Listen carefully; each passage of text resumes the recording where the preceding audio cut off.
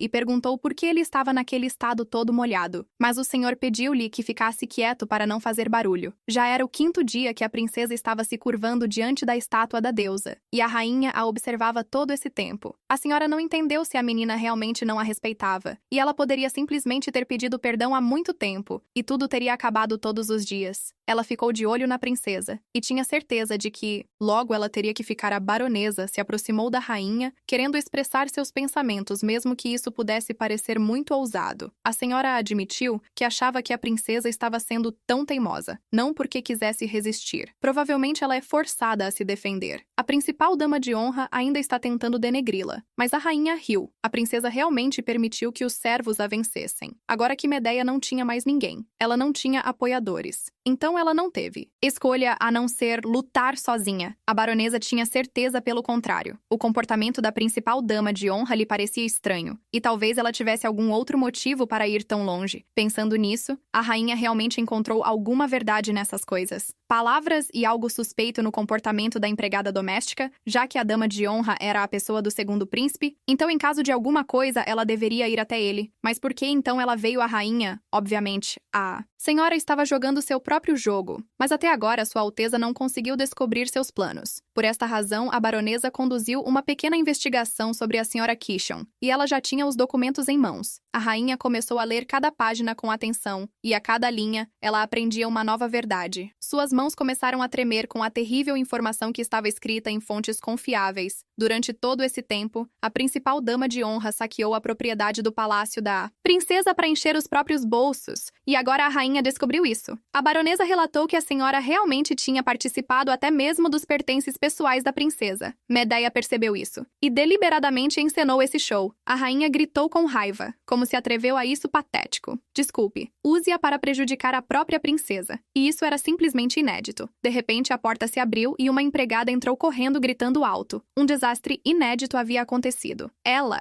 informou a rainha que Sua Alteza a princesa acabara de cair inconsciente na rua, e que era óbvio que ela havia perdido a consciência por exaustão. A princesa, suas forças foram drenadas pelo implacável. A chuva desabou sobre as lajes frias da consciência do pórtico, deixando-a apenas escuridão impenetrável e impotência. A rainha saiu correndo do palácio, acompanhada por uma comitiva de preocupados e empregadas ao local do incidente. Sua condição acabou sendo muito pior do que ela tinha ouvido a rainha. Perguntou com raiva às criadas por que elas apenas ficaram paradas e observaram até chegar a esse ponto. A própria rainha dera ordens para não dar um gole de água à princesa. Agora ela insistia que as criadas deveriam ter pelo menos alguns rudimentos de flexibilidade e como poderiam ser tão lentas no raciocínio. As criadas se entreolharam. Elas estavam simplesmente seguindo as ordens da rainha, mas agora, por algum motivo, elas se descobriram culpadas. Ela se inclinou sobre o corpo imóvel da princesa, seus olhos geralmente frios e calculista, cheia de uma estranha mistura de culpa e arrependimento. Agora que a princesa estava inconsciente, a rainha sabia de outra verdade naquele momento. Olhando para o rosto exausto da enteada, ela viu não apenas o objeto de suas intrigas, mas também um reflexo de sua própria inocência perdida. Lembrou-se daquele dia terrível em que estava ao lado do caixão de seu filho e não conseguia acreditar que ele não era mais viva. A rainha ordenou que o médico do palácio fosse chamado imediatamente. Ela não estava preparada para que alguém morresse em seus braços novamente. Agora ela sabia a verdade sobre o quão longe ela havia ido, no ódio à verdade sobre o poder destrutivo da vingança, e a verdade de que mesmo corações endurecidos são capazes de sentir remorso. A princesa foi levada aos aposentos reais. O médico da corte ainda não foi lá, e um criado do palácio da princesa foi saber quando ele chegaria. A rainha sentiu que fazia muito frio nos aposentos de sua patroa, e ordenou às criadas que fizessem algo a respeito. Imediatamente ela ficou indignada porque as empregadas eram muito frias com seu trabalho, e a senhora prometeu acender a lareira imediatamente. Dizem que a dama de honra-chefe demitiu todos os anteriores servos citando que estavam criando problemas, e essas criadas parecem não ter nenhum treinamento. Agora que a rainha sabia que Lady Qishan não havia dado à princesa uma vida pacífica até o fim, e que ela havia cometido muitas atrocidades aqui, além disso, tudo acabou sendo completamente diferente do que disseram, e disseram que a princesa vive no luxo, sob a proteção da realeza Selo. E o segundo príncipe não havia nenhum traço de extravagância. Em seu quarto era modestamente mobiliado, como se nenhuma grande princesa tivesse vivido nele. Tudo Tudo parecia como se esta garota tivesse sido abandonada por muito tempo. E agora a rainha finalmente viu tudo com seus próprios olhos, logo a empregada que havia sido mandada chamar o médico do palácio voltou, mas ela voltou sozinha. Cumprimentou a rainha, mas a senhora pediu-lhe que deixasse os cumprimentos e perguntou com raiva por que ela não havia retornado com o médico. O problema é que o médico do tribunal estava ocupado no momento e não poderia vir fazer um exame, mas isso não poderia ser, e ele simplesmente adiou o exame da princesa. O motivo foi que Dona Cláudia cortou o dedo na ponta do convite, e quando a rainha ouviu isso,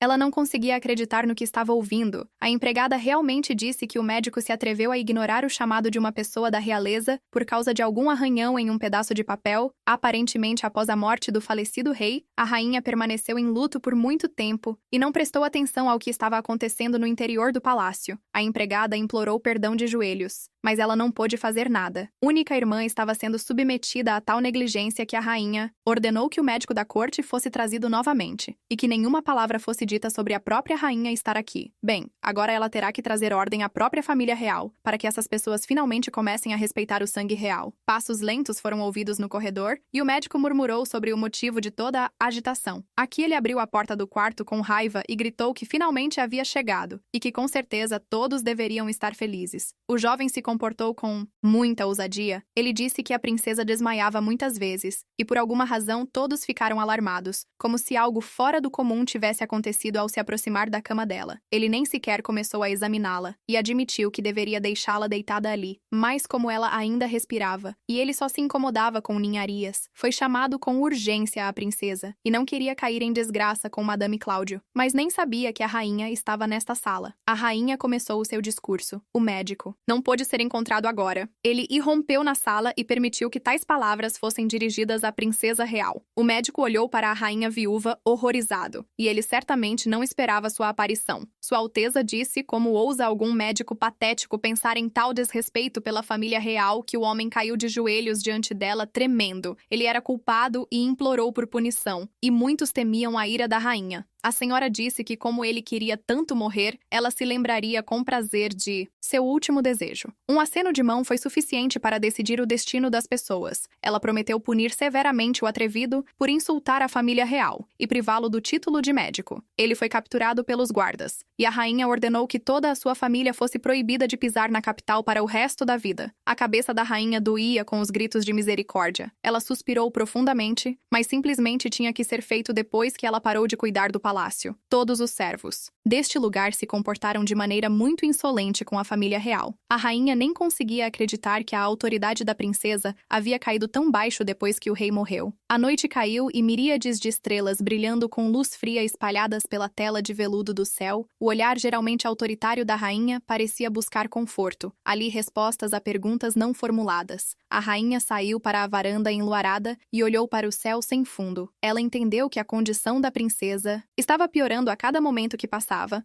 A baronesa tentou acalmá-la, percebendo que a rainha estava preocupada, prometendo que Sir Heródoto chegaria em breve e cuidaria de seu tempo, que se arrastava dolorosamente lentamente. Cada minuto parecia uma eternidade cheia de ansiedade e medo. Encharcada e exausta de sua longa prisão na chuva, a princesa estava à beira, e ainda assim, apesar de seus pressentimentos sombrios, a rainha se recusou a admitir derrota quando o médico finalmente chegou. Ele examinou a princesa e percebeu que o assunto era muito sério, mas foi surpreendente que ela permanecesse naquela condição por 5 dias. Ele prometeu fazer tudo ao seu alcance e pediu à rainha que deixasse suas preocupações de lado e descansasse um pouco depois do que havia acontecido no coração da rainha, por trás da máscara de indiferença e crueldade. Os sentimentos fervem de culpa, arrependimento do medo. E agora, nesta hora sombria, esses sentimentos explodiram, enquanto do lado de fora as senhoras ouviram música alta vinda de um palácio próximo. A rainha perguntou o que havia ali, e era a cabana onde moravam a duquesa Cláudio e sua filha. A rainha se perguntava se a realidade teria sido muito cruel com a princesa que vivia em tal desolação, agora que estava deitada inconsciente na cama, enquanto a casa de a família paralela era muito mais luxuosa que o palácio da princesa. Ela percebeu todo o horror que havia acontecido durante os longos anos que ela passou em reclusão, lamentando a morte de seu marido. Os raios da manhã tocavam tímidos e gentis. o vidro da janela. O leve reflexo do sol brincava nas paredes, colorindo-as com tons claros de pêssego e dourado. Ela respirou pela primeira vez com cautela, sentindo o ar frio e fresco encher seus pulmões. A princesa lentamente abriu os olhos com dificuldade em focar o olhar nos contornos familiares da sala, depois de tudo que ela passou após orações cansativas que a deixaram exausta. Depois da chuva congelante, ela estava viva, seu corpo doendo, todos os músculos doendo por causa da tensão. Nahel ficou encantado quando viu sua amante recuperar o juízo, e a primeira coisa que a senhora perguntou foi quanto tempo havia passado. Naral trouxe chá quente para ela e perguntou se ela estava se sentindo bem, mas a princesa ainda não conseguia sair da cama. O rosto da menina estava muito preocupada, e ela deve ter ficado muito preocupada com sua amante durante todo esse tempo. A princesa pediu para contar o que havia acontecido durante esse tempo, e a notícia mais importante foi que a senhora Kitcheon tinha morreu recentemente na prisão, depois que a princesa perdeu a consciência. Foi lançada uma investigação sobre os responsáveis por insultar a família real. A rainha viúva assumiu pessoalmente a tarefa de mantendo a ordem no palácio, monitorando cada passo dos servos e de todos os residentes. O senhor Conde Sixio coletou documentos importantes e ajudou ativamente na investigação, após a qual toda a verdade foi revelada. Até mesmo alguns dos aristocratas associados à Lady Quishen foram severamente punidos. Muitos foram executados e muitos tiveram seu poder tirado graças a isso. Os rumores estão circulando na alta sociedade que o coração da rainha viúva agora se inclina para a princesa. Muitas pessoas estão regozijando-se, acreditando que a influência do príncipe regente finalmente diminuirá e que as coisas podem mudar em suas vidas. Senhorita Pinetelli foi nomeada senhora sênior na espera. E tudo saiu exatamente como a princesa havia planejado. Mas as mudanças estão varrendo rapidamente até os cantos mais escuros do palácio. A primeira vitória foi conquistada, e tudo foi concluído. Lady Qijon, que era a mão esquerda do tio da princesa, agora só faltava resolver as coisas e cortar a mão direita do vilão principal, Conde Etienne, que ficou impune por muito tempo antes disso. A princesa queria lidar com mais uma pessoa e perguntou onde estava Madame Maria. Agora a empregada sofreu um destino bastante desagradável. Ela estava em uma masmorra escura e úmida, acorrentada ao frio das pedras, penetrou em seus ossos e o ar úmido impregnou suas roupas com cheiro de mofo e desespero. A porta pesada rangeu e a princesa Medeia entrou na masmorra. Sua aparição, um raio de luz rompendo a escuridão espessa. A empregada correu até a grade de ferro, agarrou-a pelas grades e aproximou-se da princesa esperando misericórdia, exausta pelo medo e desespero com lágrimas em seu corpo. Olhos. Maria pediu à princesa que a salvasse para poupá-la e lhe dar uma chance cruzando as mãos na frente dela. A senhora admitiu que estava errada e jurou nunca mais trair a princesa diante dos olhos de Medeia. Ainda havia uma imagem de como Maria a insultou na presença de sua avó, e talvez valesse a pena evitar o perigo de que Maria esquecesse tudo, e como ela poderia acreditar em suas palavras. Medeia, conhecida por sua justiça e misericórdia, trouxe a Maria não apenas luz, mas também escolha. Maria prometeu cumprir a ordem de seu amor, se ela não a deixasse neste frio masmorra úmida, onde ela morreria de fome ou doença. Ela não estava aqui para julgar Maria. Havia cometido um crime, e a princesa queria lhe dar uma chance. Ela confiava em Maria, mas queria dar ela a oportunidade de provar sua lealdade a ela, e ela me entregou uma garrafa de vidro. Era um veneno que paralisava os membros, e se o antídoto não fosse tomado a tempo, o coração pararia e instantaneamente a morte ocorreria. Maria apenas disse a si mesma que estava pronta para cumprir qualquer ordem da princesa, e Medeia pediu que ela bebesse veneno. Esse juramento também era mentira. O medo e o desespero não podiam ser contidos, e a empregada concordou em beber o veneno seguindo a ordem da princesa. Ela poderia morrer em poucos minutos depois de tomar um gole daquela garrafa de vidro. A princesa sabia que Maria era amante de Simão, o jovem duque Cláudio, e ela estava pronta para fazer qualquer coisa para torcer o pescoço de Cláudio e puni-los por trair a família real. A princesa elaborou um plano astuto. Maria será útil novamente neste jogo, e a empregada, em completo desespero, bebeu o veneno oferecido pela princesa. Maria poderia escolher a morte dolorosa e solitária, ou poderia escolher acreditar na princesa e ter o direito de liberdade e felicidade pessoal. Havia duas senhoras na sala, a princesa Medeia e a empregada que ela havia resgatado da prisão, que agora se tornaria uma pessoa diferente depois que Maria bebeu o veneno. Medeia deu-lhe o antídoto, e esta foi a sua lição especial. Tomar o antídoto não era algo que ela pudesse perder, então a princesa sugeriu que sua empregada viesse regularmente para buscar mais remédios após a reunião. A princesa teve que deixar sua criada-chefe Pinatelli, que a partir de agora a servia, estava esperando por ela. A rainha viúva já estava esperando Medeia, e hoje eles finalmente deveriam encontrar a princesa. Estava pronta para esta conversa. Muita coisa aconteceu durante esse tempo e muita coisa mudou. E agora era a hora de dar o próximo passo. O encontro da rainha e da princesa Medeia, depois tudo o que aconteceu, deveria marcar uma nova era. Uma era, se não de paz, pelo menos de trégua, no salão espaçoso cheio de luz suave. Havia sobremesas deliciosas, bolos arejados derretendo sua boca, frutas e chocolates na mesa. Medeia se comportava com requinte. Cada movimento dela era preciso, cada palavra dela era pesada. A rainha, ao contrário, parecia agitada, seu olhar atento e examinando atentamente. Medeia, a rainha sentiu que por trás da polidez exterior havia algo mais. Algum jogo oculto cujas regras ela ainda não tinha entendido. Ela começou a falar primeiro e notou que a princesa estava completamente recuperada e mantinha-se imponente, embora estivesse inconsciente há poucos dias. Sorrindo, a senhora agradeceu à avó pelo cuidado, porque era apenas graças a ela e ao médico que agora ela estava completamente bem. Lady Verna estava sentada ao lado dela. Ela perguntou se ela já havia conseguido melhorar suas maneiras, e se ela realmente tinha fingido estar desajeitado na frente do professor de etiqueta. O professor enviado pela tia ensinava apenas etiqueta nobre, que era diferente do que a princesa deveria aprender. Verna ficou indignada. Isso não poderia ser porque ela também aprendeu boas maneiras com o mesmo professor, e a princesa realmente quer dizer agora que ela foi ensinada incorretamente durante todo esse tempo? A rainha lançou um olhar frio e desdenhoso na direção da filha do duque, que estava claramente sendo muito rude no momento em que não os reuniu para esse fim, e admitiu que para a única princesa do país, Lady Medeia, parecia muito modesto. O encontro parecia um jogo de xadrez, onde cada peça desempenhava o seu papel e o resultado dependia de um único movimento que Medeia tinha que fazer. A empregada tirou uma grande caixa de joias e colocou-a dentro na frente das meninas, e a rainha pediu à princesa que escolhesse algo. A caixa continha as joias mais requintadas que pertenciam à família real, relíquias de família Verna. Ficou infeliz com a rainha. Pediu à princesa que escolhesse algo, e a senhora agradeceu surpresa. Verna ficou cada vez mais irritada, e a raiva e o ódio por essa garota cresceram em sua alma. Ela estava com raiva porque Medeia estava agora colecionando todas as melhores coisas quando ela era a neta mais querida. Agarrando a caixa, Larry declarou que se sua irmã não pudesse escolher nada, então ela estava pronta para escolher. Primeiro ela tinha certeza. A rainha não disse nada, mas não tinha ideia do que aconteceria. A seguir, a senhora respeitável gritou alto. A garota estava se comportando de maneira muito insolente e estava se permitindo demais. Verna sempre teve tudo o que tinha de graça, e segurando a caixa nas mãos, olhou para a rainha com medo. A senhora afirmou que não tinha dito isso de jeito nenhum. Qualquer uma dessas coisas poderia pertencer a ela, mas realmente ousou tocar nas coisas da princesa sem permissão. A senhora olhou para baixo e disse que a irmã não escolheu nada, e ela decidiu que ela poderia escolher primeiro, mas não observou a etiqueta. A rainha ficou indignada. Ela realmente pensava que, por viver neste palácio, ela se tornou igual à família Valdini, que nunca aconteceu. A senhora pediu para observar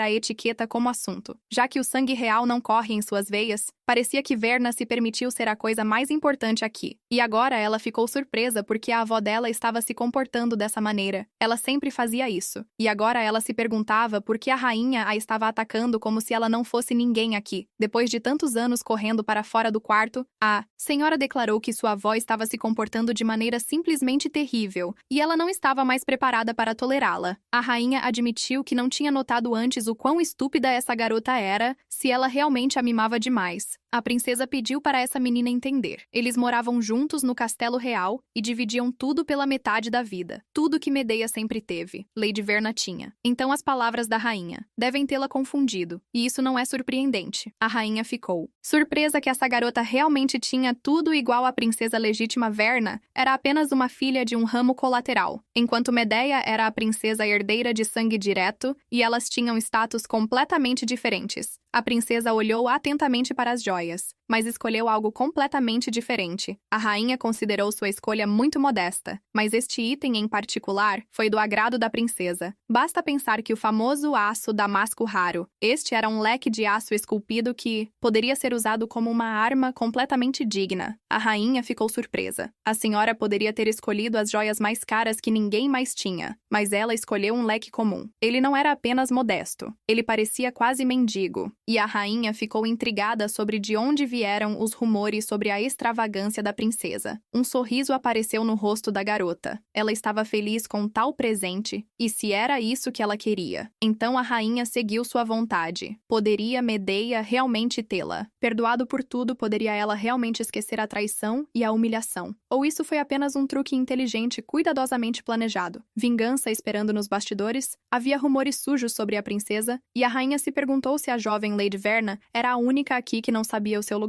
Mas acima de tudo, a rainha estava com medo que o príncipe Joaquim, de repente, abrigou pensamentos perigosos em sua alma, e que uma luta cruel estava acontecendo contra ela há muito tempo. Ela disse à baronesa que uma carta urgente precisava ser enviado, e que era muito importante que a rainha fizesse com que todos os membros da família real entendessem o que está acontecendo nas costas dela. O cavalheiro bateu com o punho na mesa, e um grito furioso rasgou o silêncio do escritório. Seu punho ficou branco de tensão e seus olhos brilharam como um raio. Uma traição inesperada por parte de parentes, pessoas de confiança. Era isso que ele sentia agora, e a rainha-mãe poderia realmente fazer isso com ele. O homem soube que a rainha havia convocado o homem que estava sempre seguindo seu irmão, e não era óbvio que ela estava tentando discipliná-lo.